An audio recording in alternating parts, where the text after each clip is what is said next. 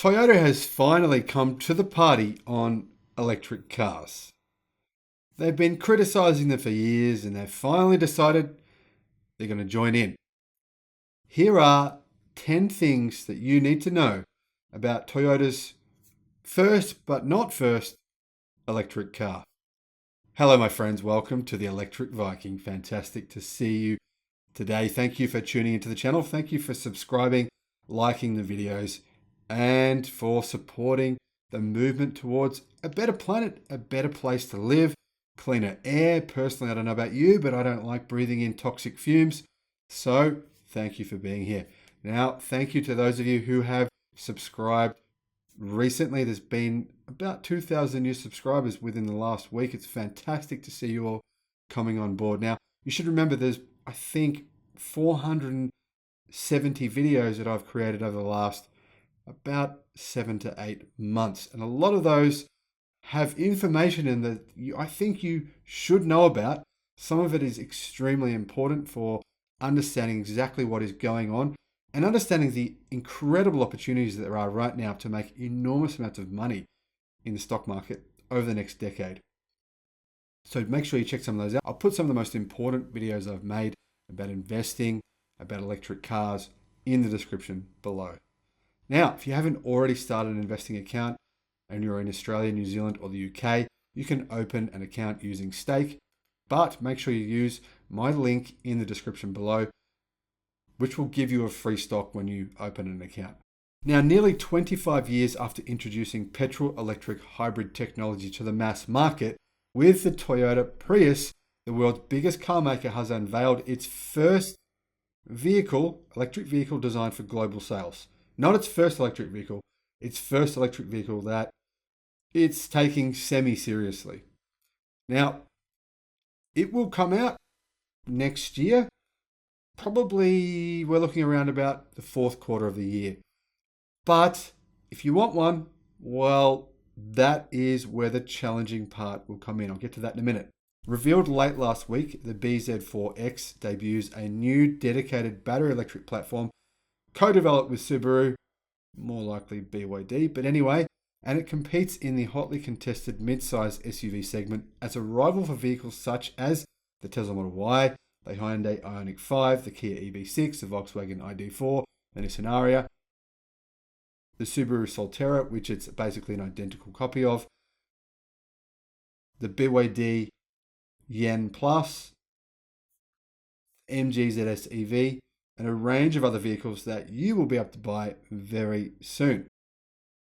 So here's 10 things you may or may not know about the bZ4X. It's not Toyota's first electric car. Now, whilst this bZ4X might be Toyota's first electric car to be built in mass production, we don't know yet if they're going to do that or not, but they might. It, however, isn't Japan's first electric vehicle. That honor goes to the RAV4 EV, a converted zero-emission version of the familiar RAV4 that was sold across 2 generations from 1997 to 2003 and from 2002 to 2014 in a bid to meet strict emissions regulations and targets in California. Nearly 4,000 vehicles were built, comprising 1,484 examples of the first generation car and 2,500 of the second. Now, the interesting part here is Tesla was heavily involved. The second generation RAV4 EV was co-developed with Tesla, a company which, a decade on, the bZ4X has been designed to compete with. Interesting story here is that Toyota actually invested in Tesla, but then later, a couple of years later, sold their stock. If they had still held that stock today, it would be worth around $50 billion. That means if they still held onto their Tesla stock, it would be worth 1/5 of the entire Toyota Motor Corporation today.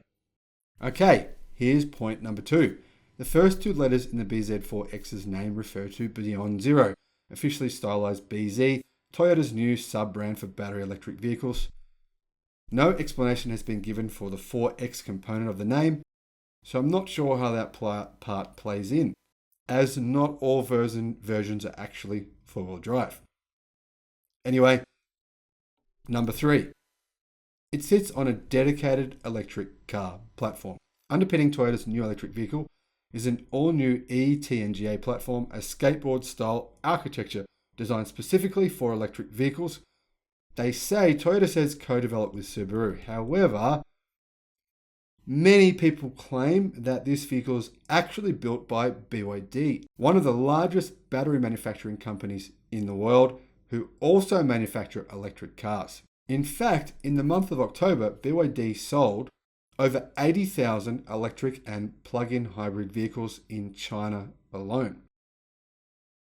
Now, the battery in the BZ4X is placed low and flat in the floor of the vehicle, lowering the center of gravity to assist with sharper handling, while a new e-axle setup sees the electric motor, transaxle and inverter components integrated into one unit on the axle, rather than as separate items. Now, this is one of the huge benefits of electric cars. Massive benefit. Pretty much all the weight is in the floor of the car. This is one of the reasons why people criticize, say Tesla, for example, many electric cars. They say they're not sports cars. They're not that fast. But then the interesting thing is, when you actually see the times some of these electric cars are doing around racetracks, in comparison to petrol cars, which should be faster according to the motoring enthusiasts, they're actually not.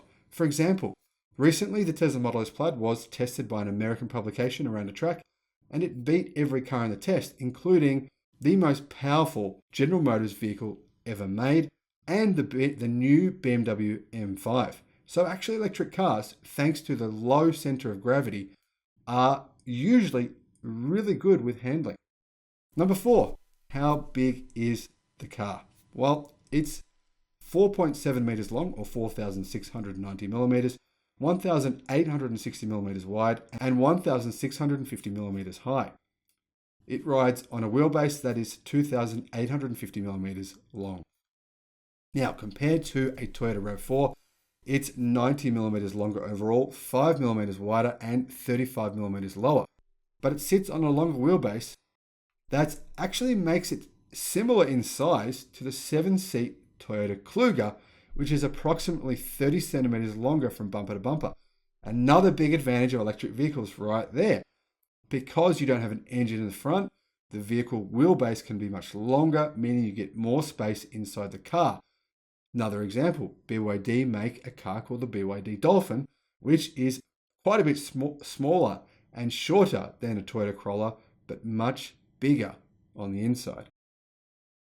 Now, interestingly, it has a yoke steering wheel, which is a little bit like the steering wheel in the Tesla Model S Plaid, which has been highly criticized. So instead of a traditional circular wheel, buyers can opt for a steering yoke, a truncated design inspired by aircraft and modern Formula One race cars, and also just happened to be in the Tesla Model S and the Model X, electric cars which were recently revealed for sale in the United States.